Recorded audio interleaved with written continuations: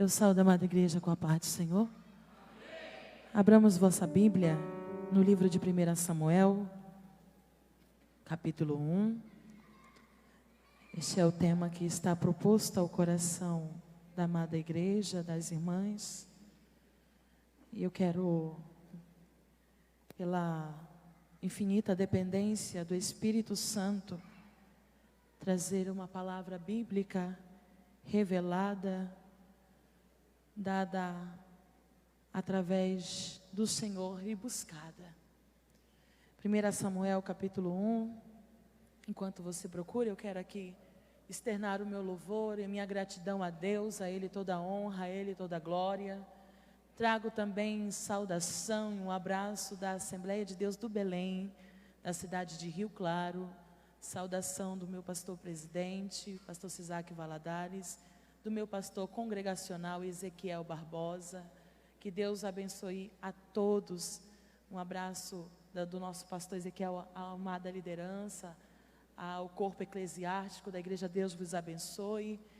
E as irmãs, vocês estão de parabéns, vocês estão lindas. Eu daqui está achando lindo, imagina o Senhor lá de cima.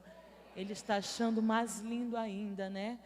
E tudo é para a glória dele. Parabéns, porque vocês venceram mais um ano. Estou aqui acompanhada do meu esposo, Daniel Rodrigo Nogueira, saxofonista. E Deus tem unido os nossos ministérios, assim como o nosso casamento, uma só carne, um só osso. E juntos caminhamos levando a palavra de Deus e Ele tocando. E assim contemplamos a grandeza de Deus.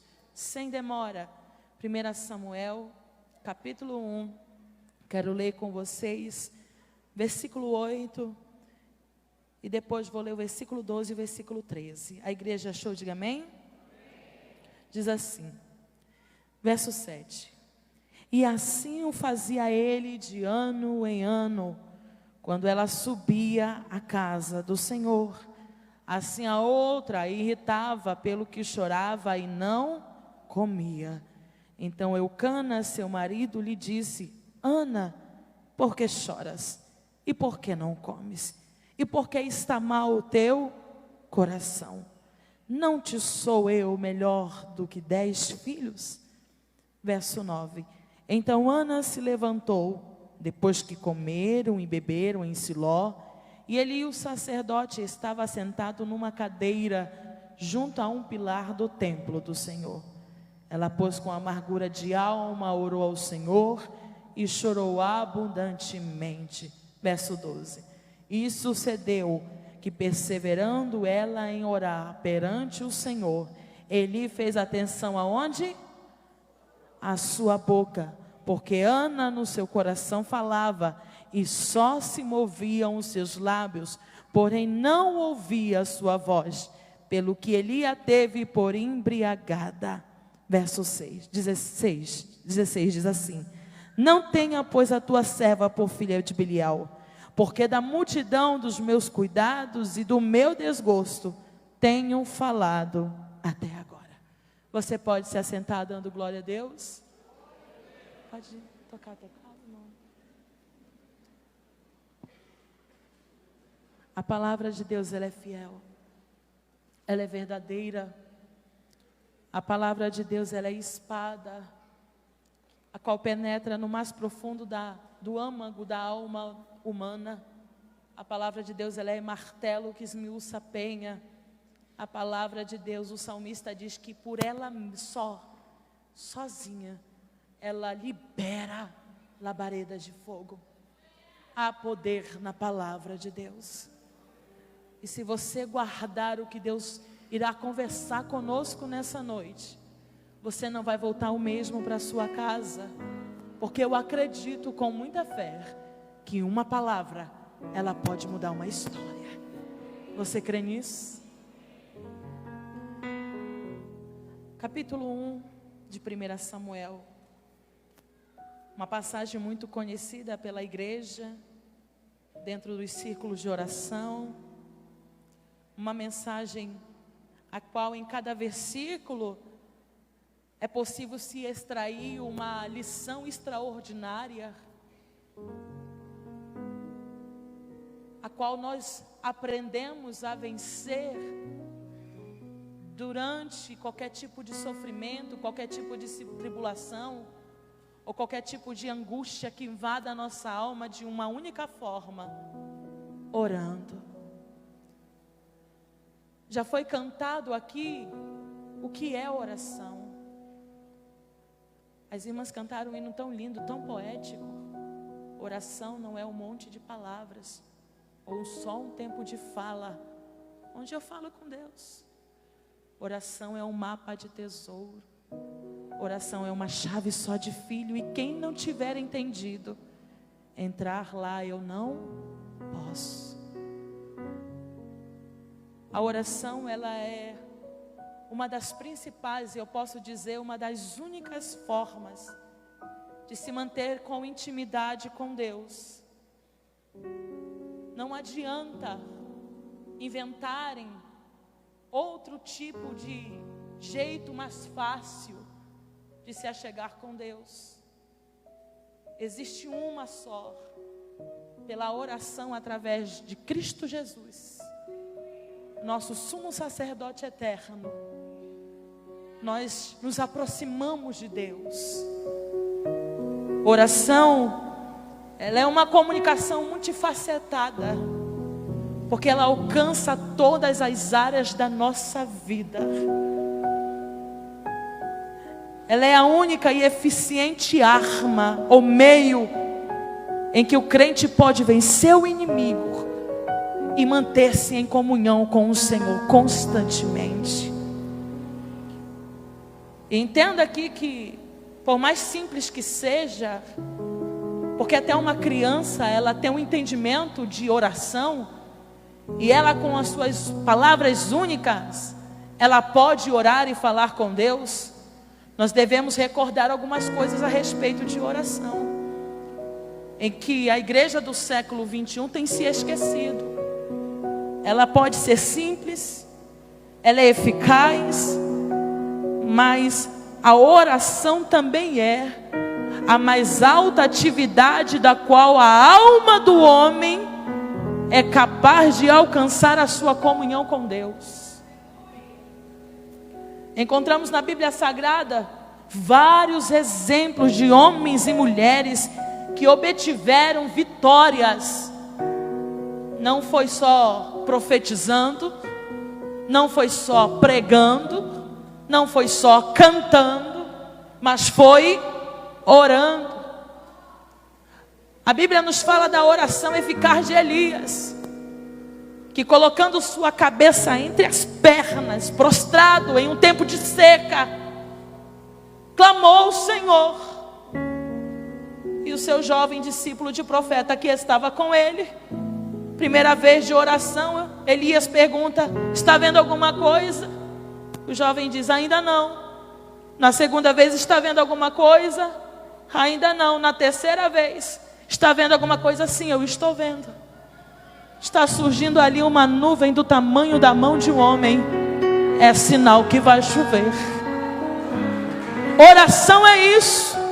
É não ter a resposta na primeira vez, não é ter a resposta na segunda vez, não é ter a resposta na terceira vez, mas é perseverar, tendo a certeza de que a resposta um dia virá, não no seu tempo, mas no tempo determinado de Deus. Aonde você pensa que não há mais esperança, Deus faz surgir uma nuvem do tamanho da mão de um homem, trazendo esperança, graça, vitória. Quando eu estava estudando esse texto a respeito da vida de oração, o Senhor me levou a Atos, porque é o início da igreja. Nós vemos ali a igreja primitiva, e eu quero que, como igreja hoje do século 21, nós voltamos a esse desejo pela oração, que a gente não viva apenas de lembrança, e nenhum tipo de saudosismo. Os meus pais oravam 5 horas. Não tinha tempo, a gente orava. Não.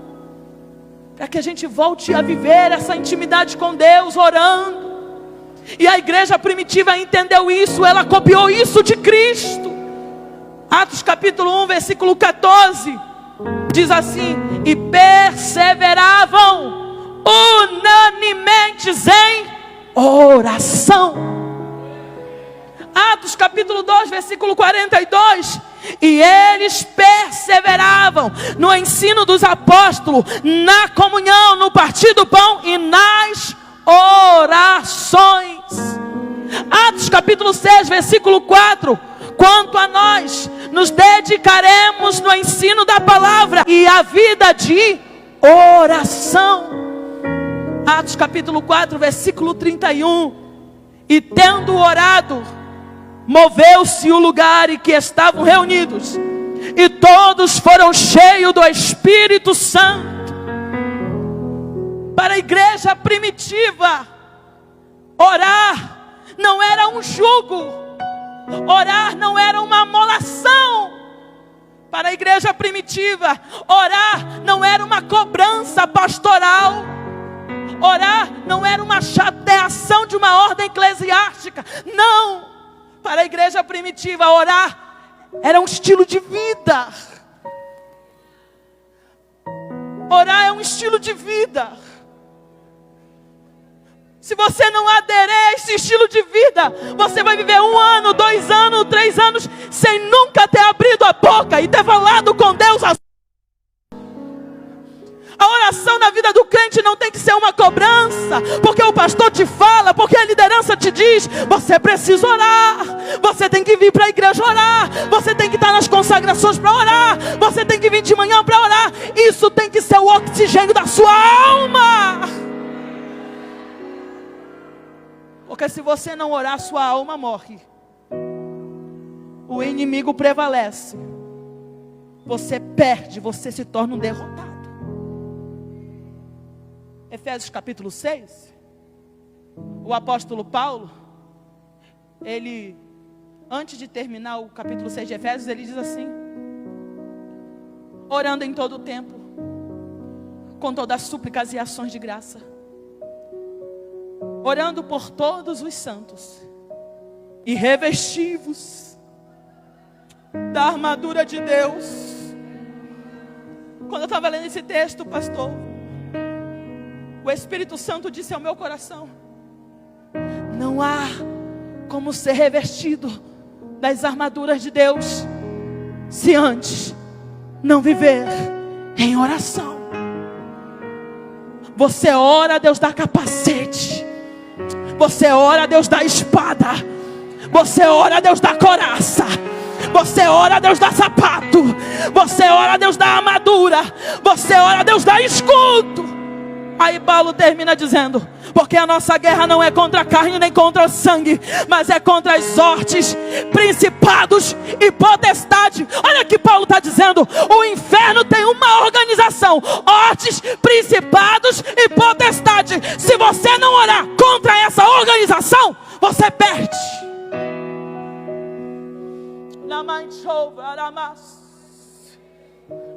O inferno se organiza para lutar contra a tua vida 24 horas. E se você não orar, você vai sendo destruído aos poucos. Aí Paulo diz: orando em todo tempo, com todas as súplicas e ação de graça, revesti-vos da armadura de Deus. Quer ser cheio do poder de Deus? Ore. Quer receber a autoridade de Deus?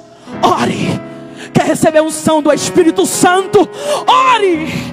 Quer vencer contra o inferno, contra os principados e potestades? Ore. Porque se você não orar, você é um alvo fácil do Satanás. É interessante que quando a Bíblia fala de oração dentro de Atos, toda vez que um texto termina dizendo: e tendo eles orado, e perseverando eles em oração, e terminando eles de orar, o encerramento do texto é com uma obra sobrenatural do Espírito Santo. Maria, Marcos orando. Pedro estava preso em Roma, mas eles estavam orando. E quando terminam de orar, tem alguém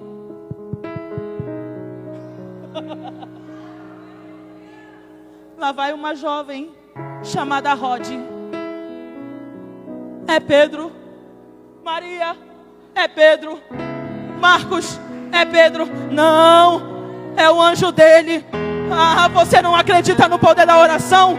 Vocês não estão orando para que Deus liberte Pedro? Então o anjo entrou, acordou Pedro e disse: pega a tua sandália, pega a tua capa, cinge o teu ombros. Por quê? Porque agora quem está saindo na tua frente é eu. Tem uma igreja orando, e quando a igreja ora, Deus manda anjo, Deus manda o sobrenatural para mover cadeias, para tirar o Pedro. Perseverando eles em oração, é coxo levantando, é cego vendo, é evangelho sendo pregado, é Jesus salvando, é o Espírito Santo batizando. Sabe por quê? Porque a igreja entendia o quê? Antes de qualquer coisa, em nome dele, eu preciso buscar a ele. Antes de qualquer coisa, em nome dele, eu preciso clamar a ele. Antes de qualquer coisa, é em nome dele. Eu posso cantar em nome dele, eu posso pregar em nome dele, eu posso estender a mão em nome dele. Mas antes disso, eu preciso buscar a face dele. Eu preciso dele.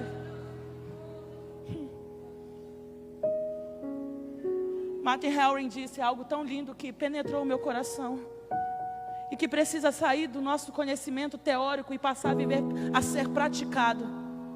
Ele disse: enquanto continuarmos a viver, precisamos continuar orando. Está vivo? Está vivo? Então entenda que teu ofício, enquanto houver vida em você, é orar. Só que na palavra muitas vezes não aparece de uma forma tão clara a palavra oração. Em alguns textos sim, em outros a palavra oração ela vem de uma outra forma, ela se apresenta de uma outra forma. E quando eu comecei a buscar, eu falei: eu não posso deixar e guardar isso só para mim. Eu preciso falar para a igreja o que é oração em toda a Bíblia. Em Salmos, orar é invocar a Deus. Em Gênesis, orar é invocar o nome do Senhor. Em Isaías, orar é clamar ao Senhor. A palavra diz que orar é buscar a face de Deus. Hebreus diz que orar é se aproximar com confiança do trono da graça. Nas epístolas, orar é chegar perto de Deus. Orar é levantar a alma diante do Senhor. Oração não é apenas uma ordem de vida. Oração é um mandamento. Vou repetir. Oração não é apenas uma ordem.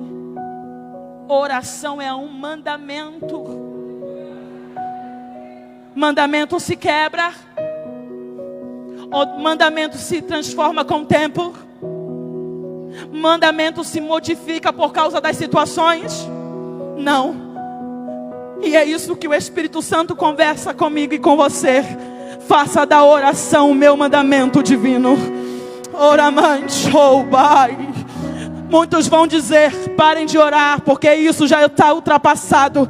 Mas quem vive diante de Deus constantemente com Ele vai entender: oração é mandamento divino. Não é algo que recebo do homem, é uma linha vertical. É algo que eu recebo de Deus. Não é algo dado de qualquer forma, é algo vindo do céu. Não é algo distribuído de qualquer jeito, é algo que vem como um plano divino para me aproximar do Senhor.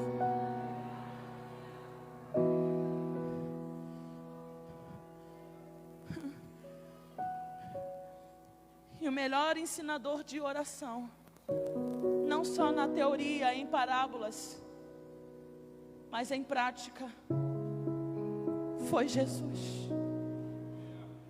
Foi Jesus. Os discípulos, vendo ele orar tanto tempo, os discípulos ficam olhando. Jesus sai da oração. Os discípulos vão até a ele. Jesus, nos ensina a orar. Os discípulos não pediram, nos ensina a pregar um bom sermão, nos ensina a impor as mãos sobre os demoniados, enfermos. Não, nos ensina a orar. E Jesus ensina de uma forma tão linda, não só com palavras, mas com vida. De dia Jesus operava milagres, pregava a palavra, anunciava o reino. De noite orava. De manhã descia, pregava a palavra, milagre acontecia, era enfermo sendo curado, era demônio sendo expulso, o reino de Deus se expandindo. Mas ele se retirava para orar. Em Lucas 18, 1:8, ele ensina a parábola do juiz injusto e da viúva pobre. Ele fala de perseverar em oração. E ele diz: se aquele juiz que era injusto, por causa da insistência daquela viúva, julgou a sua causa, imagine Deus Pai como justo juiz, o que é capaz de fazer quando você perseverar em oração. Ele ensinou a parábola do amigo importuno em Lucas capítulo 11, versículo 5 ao 8, a qual um amigo vai bater na porta de um conhecido na madrugada e vai pedir pão. E nesse versículo aparece 3 palavras contínuas: pedi, buscai, batei. Pedi, buscai, batei. O amigo está batendo, o amigo está pedindo, quero pão. O amigo está pedindo, buscando e batendo. Aí Jesus diz: eu vos digo a vós, pedi e dar-se-vos-á, buscai e acharei, batei e abri-vos-á, porque qualquer que pede recebe, e quem busca acha, e quem bate abre-se-lhe-á. Deixar de orar é deixar de pedir na porta do céu. Deixar de orar é deixar de clamar ao bom amigo que é Cristo. E deixar de orar é desistir de bater. Orar é isso, é pedir, é buscar, é bater, é pedir, é buscar, é bater. A oração tem que te levar a essa ação diante de Deus. É pedir, é buscar e é bater. Não, a oração tem que te levar a essa ação no reino. Pedir, buscar, bater. Pedir, buscar, bater. Pedir, buscar, bater.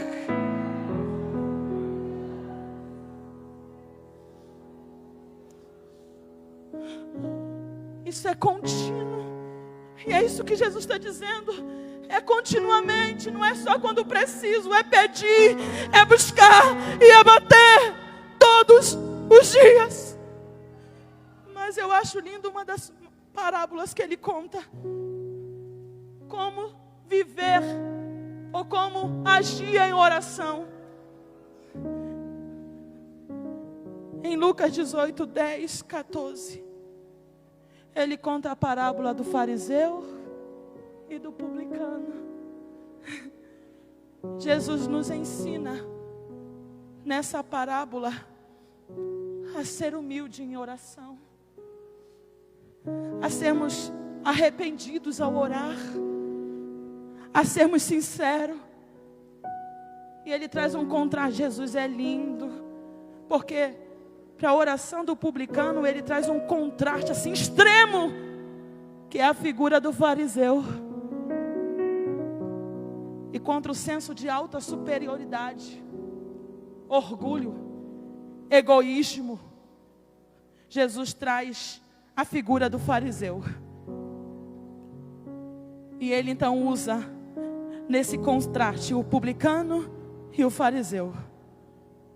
a humilhação do publicano, a sinceridade do publicano, a verdade do publicano contra o egoísmo do fariseu.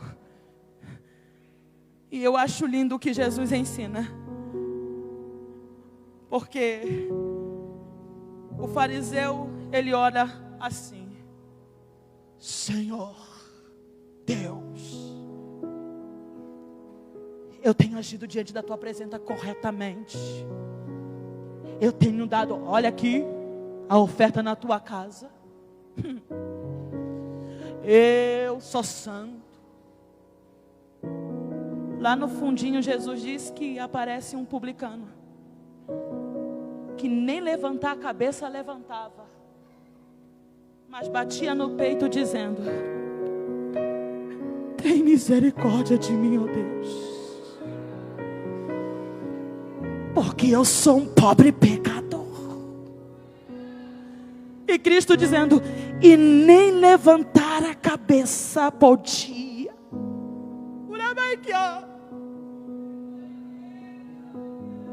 Na oração não tem espaço para o eu. Na oração tem espaço para um pecador arrependido. Na oração não é cena do orgulhoso. Na oração nós sumimos como seres humanos, reconhecendo que dependemos do perdão dele. Na oração eu não sou egocêntrico.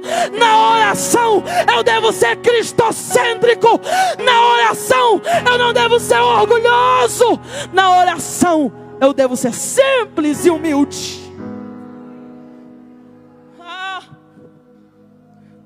Aí Jesus termina dizendo: eu vos digo, o exaltado será humilhado, mas humilhado será exaltado.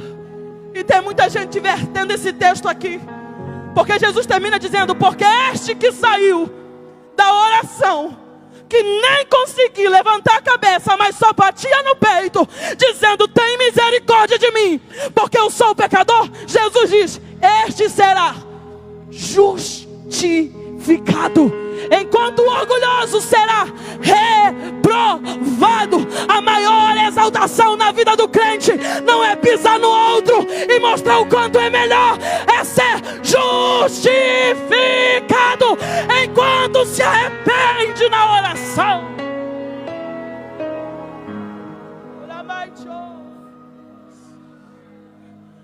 Jesus nos ensina o seguinte coisa: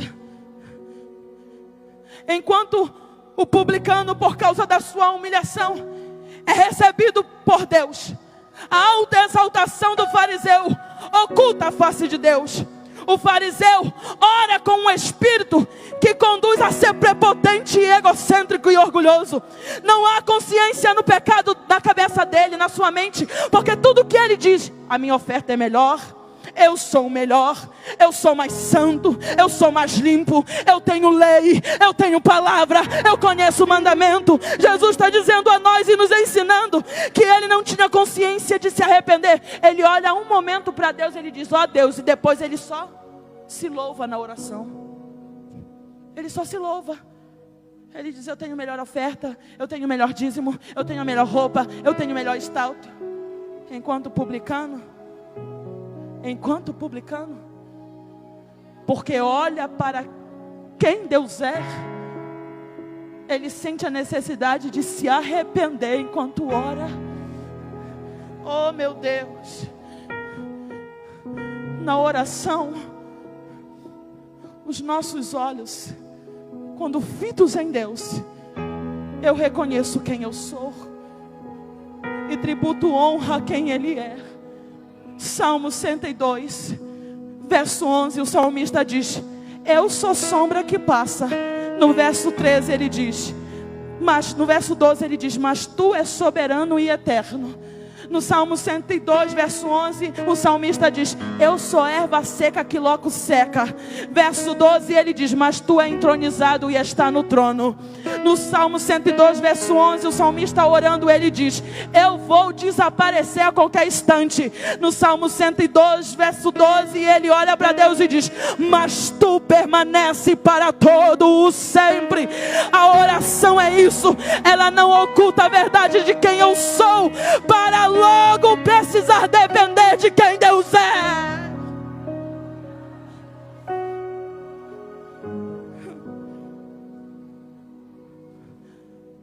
Aí nós entramos agora em 1 Samuel. E não vou me estender mais. Olha o que acontece com Ana. Eucana sobe de ano a ano para adorar a Deus com a sua família. Em Siló, no tabernáculo que estava construído em Siló. E agora ele sobe para cumprir uma lei, um costume de todo judeu, de todo hebreu. Comparecer com as suas ofertas em Siló e apresentá-la perante Deus. Só que o contexto dentro de 1 Samuel, ele é distorcido. Ele é invertido, contexto histórico. Por quê? Primeiro, o povo de Israel está vivendo um tempo obscuro na sua história. Os israelitas viam-se numa situação crítica, pois lhe faltava uma liderança temente a Deus. O sacerdócio estava corrompido, e você vê isso na imagem, tanto da omissão de Eli, quanto na profanação de Ofni e Finéias. O sacerdócio estava corrompido. O culto litúrgico estava profanado, porque reverência já não tinha mais.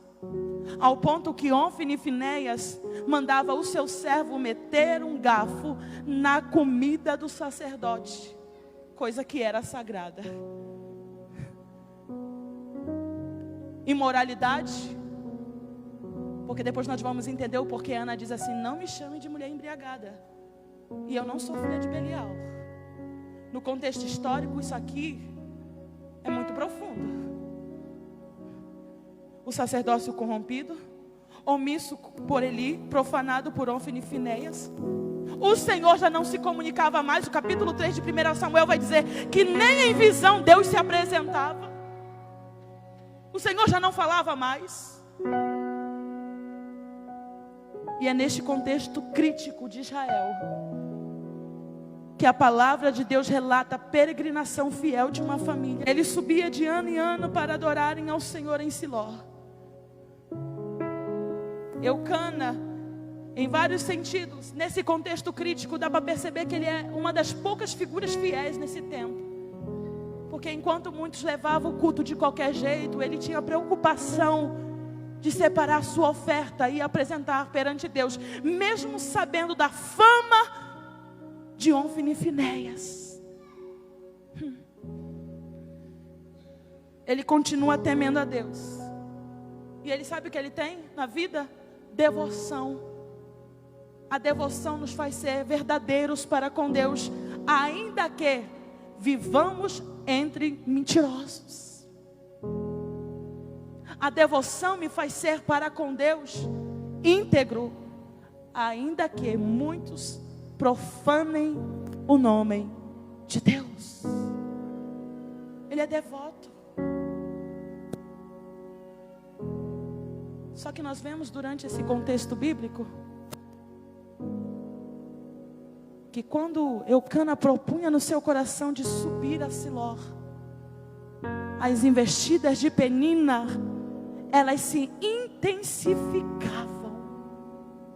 Porque o texto bíblico nos diz que ela provocava excessivamente, ou seja, dobrava a ação de provocação contra Ana. E você vai entender isso aqui na vida espiritual.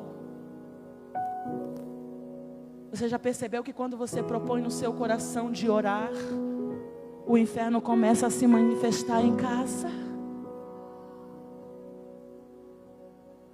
Você já percebeu que quando você propõe no seu coração de nunca faltar um culto, ciladas começam a aparecer de tudo que é ao lado da sua vida? Você já parou para perceber que toda vez que você diz, agora eu vou ser fiel, o diabo inverte 3 vezes mais para que você fique e se torne infiel? Porque ele não te quer ver adorando com alegria. Ele não quer te ver adorando com alegria. Ele não quer te ver orando com vontade. Ele não quer te ver celebrando diante do Senhor com verdade. Ele quer te ver parado, definhando na vida espiritual. E por isso ele inverte. Quando eu estava lendo esse texto, o Espírito Santo disse no meu quarto: mas diga para a minha igreja que quanto mais oram e mais se aproximam de mim, e por este motivo o inimigo se levanta de uma forma terrível, é porque o coração de um adorador me agrada.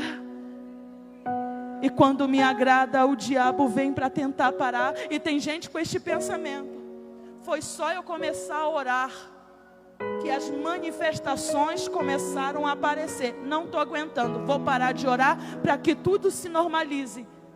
Que mentira do inferno. Porque tem gente, tem mães aqui, tem esposas aqui, tem maridos aqui, tem jovens aqui, tem adolescentes aqui, que começaram a orar e o diabo começou a investir excessivamente. Então disseram: eu não estava orando e tudo estava normal, então agora eu vou parar de orar para ver se normaliza essa crise. Deus está te dizendo: ei, não está vendo que é o inimigo tentando parar a tua oração? Continue orando. Porque para cada excesso de provocação, Eucana, porção dobrada de amor e graça. Oh meu Deus, para cada dobro de luta, de tribulação, há um Espírito Santo em nossa vida, que derrama mais graça, mais graça, mais graça, para vencer todo e qualquer investida do Satanás.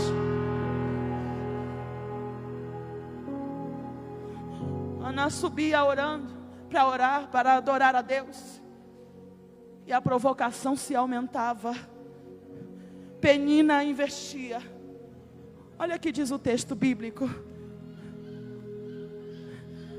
Verso 6. A sua competidora excessivamente irritava. Para o quê? Para a embravecer. Porquanto o Senhor lhe tinha cerrado a madre. Penina se utiliza de um meio em que Deus permitiu na vida de Ana. Mas entenda aqui,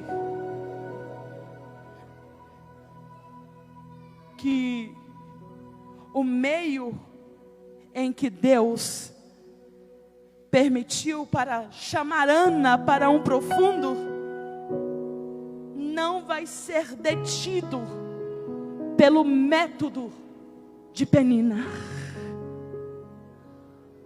O método de Penina não é maior do que o propósito de Deus.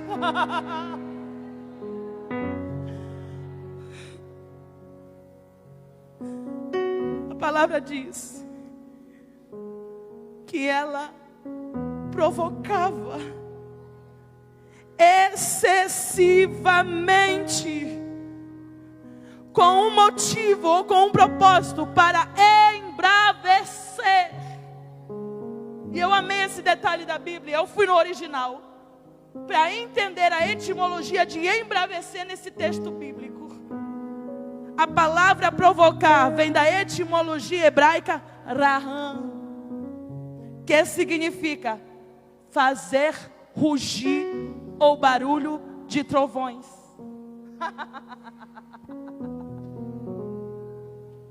Provocar é fazer trovejar. Provocar em hebraico é fazer conturbar-se de ira por dentro. Provocar significa perturbar a mente e conturbar as emoções. Quando Penina provoca a Ana, ela quer fazer isso. Fazer com que a Ana mansa saia Ana trovão.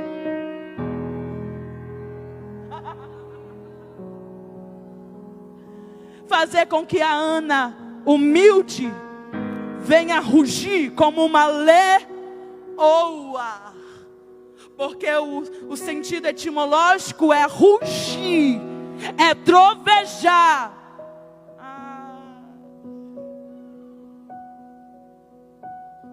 Causar comoção por dentro, perturbar as emoções. Está entendendo? Quando o inferno provoca, é para que você deixe a natureza do espírito e imediatamente entre na carne. Então você começa a trovejar, a murmurar. Mas esse sentimento de ira momentânea faz um mal para a alma, porque agora traz uma perturbação por dentro. E é por isso que Ana não come, Ana chora. É por isso que ela não celebra, ela se entristece. É por isso que ela senta na mesa e a lágrima na mesa caindo, sem vontade de comer a oferta que Eucana preparou em nome do Senhor. Só que a Bíblia diz que ela quer embravecer. E embravecer na etimologia hebraica é carrais, que significa trazer a ira para fora.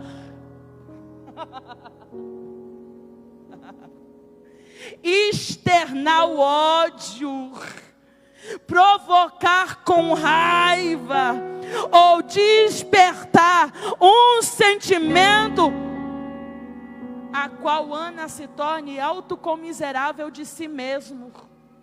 É esse o sentido da palavra. Em um momento em que Ana tinha que estar celebrando, porque era uma ordem divina, que todo aquele que subisse para oferecer a sua oferta diante do Senhor tinha que celebrar com alegria. Era a ordem de Deus: celebrem a oferta, o manjar, com alegria. Ana está na mesa, mas não está o quê? Alegre. Ana tem oferta, mas não está alegre. Eucana dobra a porção de Ana, mas mesmo assim ela não está alegre. Porque o excesso de irritação tirou a alegria. E agora tudo que Ana tem é angústia, tristeza e amargura de alma. É por este motivo que ela não comia. Mas diga assim: ano após ano, ano após ano, neste ano, Ana quebrou o protocolo. Depois que todos comeram, porque é cultura, a família tinha que estar presente, tinham que celebrar com alegria. O texto diz: e assim fazia ele de ano a ano, quando subia à casa do Senhor. Assim a outra a irritava, pelo que chorava e não comia. Então Eucana, seu marido, lhe disse: Ana, por que choras? E por que não comes? E por que está mal teu coração? Não te sou eu melhor do que 10 filhos? Então Ana se levantou em silêncio.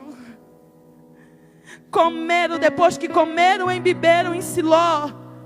E Eli, o sacerdote, estava sentado numa cadeira, junto a um pilar do templo. Olha que lindo. Ana não tem coração para estar na celebração da sua oferta.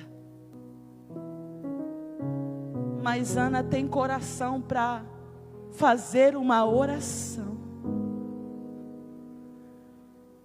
Celebrações até acontecem sem coração, mas nenhuma oração pode perseverar sem um coração inteiro. Ana deixa a mesa, deixa a comida e vai para a oração. E quando ela chega na oração, quem está sentado na porta do templo? Eli está junto a uma cadeira na porta do templo. E vendo que Ana demorava em orar, ele foi e atentou para os seus lábios. Não tinha palavra, mas tinha lágrimas. Não tinha sussurros, mas tinha coração na oração. Ele olha e diz: mulher, larga-te desse teu mal, livra-te de beber vinho. Eu aprendo algo com Eli aqui, igreja. Quem usa a cadeira a qual Deus proporcionou para executar um serviço santo, e porque está olhando que o cenário está caótico e já não tem jeito, se acomoda na cadeira, se tornará um analisador de oração. Ele não repreende os filhos, ele não toma posição para consertar o culto. Tudo que ele faz agora é só analisar a oração de Ana. Entenda que todas as vezes que Eli aparece no contexto bíblico de 1 Samuel, ele está por 2 vezes assentado na porta do templo e uma vez deitado porque já não conseguia mais enxergar. E sabe o que eu aprendo aqui? Porque na segunda vez, quando a nora de Eli dar à luz e vê que a arca está sendo levada pelos filisteus, e ela grita: e acabou? Foi-se a glória de Deus? Sabe o que acontece com Eli? Ele se assusta, a cadeira tomba para trás, e ele quebra o pescoço e morre. Quem não ora e quem usa a cadeira para analisar quem está orando, corre um grande risco de tombar da cadeira e o pescoço se quebrar. Não fomos chamados para analisar ninguém enquanto ora. Nós fomos chamados para ajudar as Anas que estão orando e chorando a orar também. Essa comodidade de cadeiras, sem achar que precisa mais de adorar ou executar a vida de oração perante Deus, é perigosa, pescoço quebra. A palavra de Deus diz que ela diz para ele: eu não sou, e não tenhas eu por filha de quem? De Belial. Em um tempo que o culto está profanado, que o sacerdócio está corrompido, é comum ver pessoas passar na frente do templo, que embriagada. Eli está acostumado a ver mulheres em dia de celebração e oferta, em vez de ter uma vida íntegra, elas estão se divertindo e algumas até mesmo pecando com seus filhos. Então ele olha para Ana e julga rápido. Ele diz: é uma embriagada que passa aqui na porta do templo. É mais uma. Já repreendi uma, já repreendi 3, vou repreender mais uma embriagada. Ah, não. Não tente mexer com quem está orando. Não confunda quem está orando com quem passa de qualquer jeito na casa do Senhor. Não se precipite nos julgamentos. Aí ela diz: não me tenhas por filha de Belial. A palavra Belial em hebraico significa filha do mal, ímpio, sem escrúpulos, alguém inútil, indigno, sem valor, sem restrições morais e religiosas. Quando um judeu era chamado de filho de Belial, como foi chamado Davi, era um tipo de ofensa direta. A Ana disse: eu vou parar minha oração aqui, mas eu vou te dizer o que é que eu estava fazendo. Desde a hora que eu entrei até este exato momento, a versão que James vai dizer: eu estou derramando a minha alma perante o Senhor. Eu não sou uma filha de Belial, porque as filhas de Belial não fazem o que Ana faz, cujo nome significa agraciada. Uma filha de Belial é irreverente. A agraciada não, ela é reverente. A filha de Belial não ama Deus e nem o Deus do templo, mas a filha de Deus derrama a alma, rasga o coração e conta para ele o que se passa em suas angústias. É isso que Ana está dizendo. Primeiro, Eli, eu sei aonde eu estou, na casa de Deus. Segundo, Eli, eu sei como eu estou, alma amargurada. Terceiro, Eli, eu sei pelo qual foi o propósito que eu adentrei aqui. Eu vim rasgar a minha alma perante Deus. E Eli, eu vim também atrás daquele que é o Deus dessa casa, o Senhor, o Deus que ouve. Aí,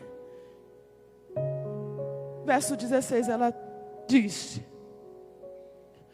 porque da multidão dos meus cuidados e dos meus desgostos eu tenho falado até agora.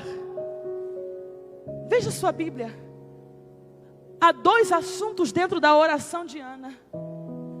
Ela diz: porque da multidão dos meus cuidados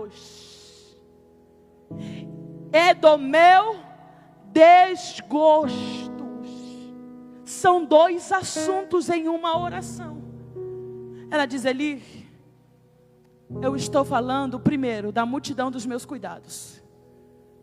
Ou seja, de toda a minha vida. Não estou apresentando apenas o presente, mas eu estou entregando o futuro na mão de Deus. Eu não estou apenas dizendo o que passa comigo. Eu estou falando de tudo que está em minha volta, de tudo que me cerca, de tudo aquilo que pertence à minha vida. A multidão dos meus cuidados, ou seja, toda a minha preocupação, todos os meus problemas, tudo aquilo que é em volta da minha vida. A multidão dos meus cuidados é dor e dos meus desgostos eu tenho falado até agora. Ana responde para ele: todo esse tempo que você está me observando, a minha oração não é vazia. Eu tenho assunto com Deus. Todo esse tempo que você está analisando os meus lábios, eu não estou aqui por refugiar da luta que está em casa. Eu estou aqui porque eu preciso derramar a minha alma perante Deus. Eu não estou aqui para me fugir da presença de Penina. Porque perceba, Penina está com Ana na casa, Penina está com Ana na mesa, mas tem um lugar que Penina não vai, que Ana vai. Tem sempre um lugar que Penina não vai e que só as Anas vão. Aonde? Na oração. Na oração. Tem um lugar aonde o inimigo é destronado. É na oração. Tem um lugar em que as investidas do inimigo não vão alcançar os teus ouvidos. É na oração. Tem um lugar que os ataques do inferno não vão te atingir. É na oração. Quer ficar perto de Deus? Vá para a oração. Eu estou falando da multidão dos meus cuidados e do meu desgosto. E todo esse tempo eu tenho envolvido estes assuntos perante Deus. Eu tenho derramado perante Ele esta verdade da minha vida. Então Ele olha para ela e abençoa a sua vida. Verso 18. E assim a mulher se foi ao seu caminho e comeu, e o seu semblante já não era triste. Sabe o que eu aprendo aqui, igreja? Que da oração você nunca vai voltar do jeito que entrou. Você pode entrar abatida, mas sairá feliz. Oramante, ouve a voz. Você pode entrar com desgosto de alma, mas vai sair com alegria de alma. Na oração, você nunca vai voltar para o lugar que te pertence da mesma forma que você saiu. Ao contrário, a oração vai te fazer voltar melhor.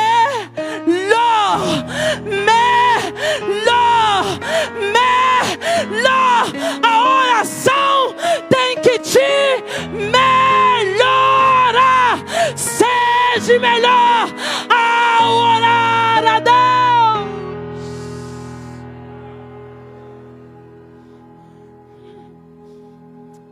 Ela voltou, comeu. Olha que lindo. Verso 8. Porque choras? Verso 18. Ela ora. Verso 8. Porque não comes? Verso 18. Ela come. Verso 8. Porque está batido o teu rosto. Verso 18. A alegria no semblante. Oh meu Deus. Verso 8. Amargura de alma. Verso 18. A alma regozijando. Verso 8. Há só perguntas para não respostas. Verso 18. Respostas encontradas.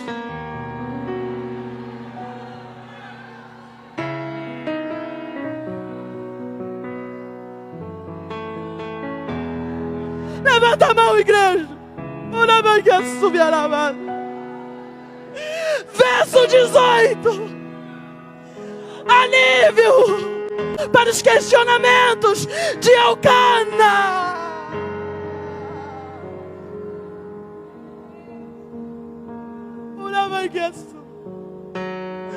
Verso 8. Interrogações. Verso 18. Afirmações.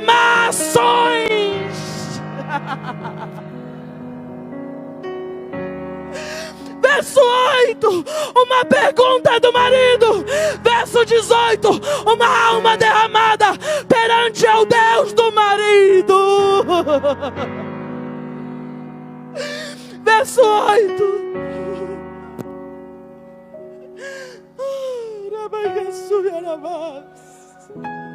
Mas verso 18: na oração há lacunas que se fecham, que maridos não podem preencher.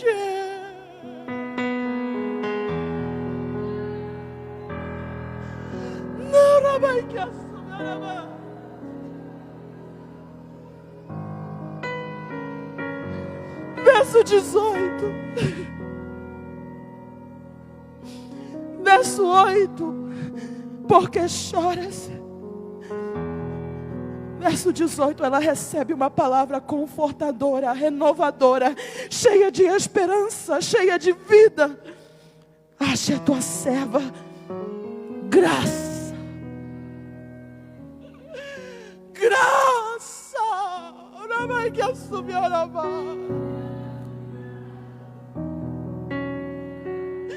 para cada irritação na oração, Deus tem graça. Para cada exagero de provocações na oração, tem o que? Graça. Seja abraçado pela graça enquanto você ora.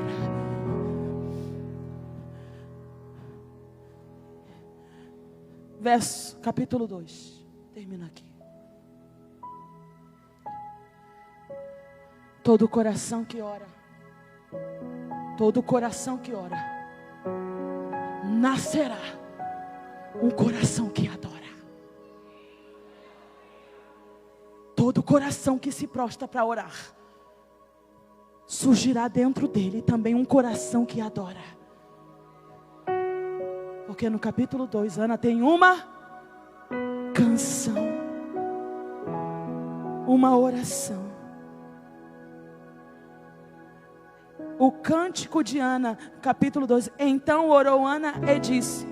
Mas a Bíblia, a epígrafe da Bíblia diz que é o cântico de Ana, mas o texto diz que é oração. Sabe por quê? Porque toda oração Deus faz nascer uma verdadeira canção.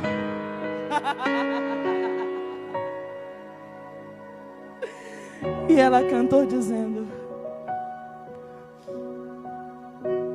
meu coração exulta no Senhor, o meu poder está exaltado no Senhor. A minha boca se dilatou sobre os meus inimigos, porquanto eu me alegro na tua salvação. Não há santo como é o Senhor, porque não há outro fora de ti. Tu és rocha, nenhuma como nosso Deus. Não multipliqueis palavras de altivez.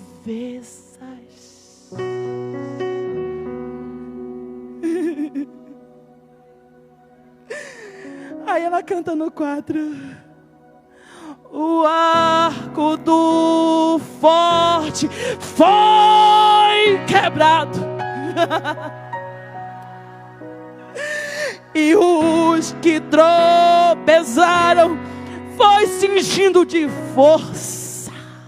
Verso 5: os que antes eram fatos se alugaram por pão, mas agora cessaram o que era faminto.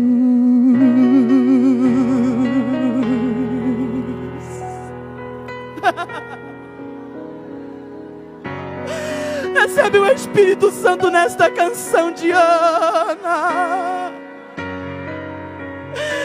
Ela diz assim: aqueles que andavam tropeçando. Tu sabes, Senhor, que quando eu vim orar, eu vim assim, ó, tropeçando sem força. Mas tropeçando sem forças, eu encontrei força do céu. O inimigo tinha um arco que apontava para mim, um arco. Mas enquanto eu orava, Deus pegou o arco e quebrou.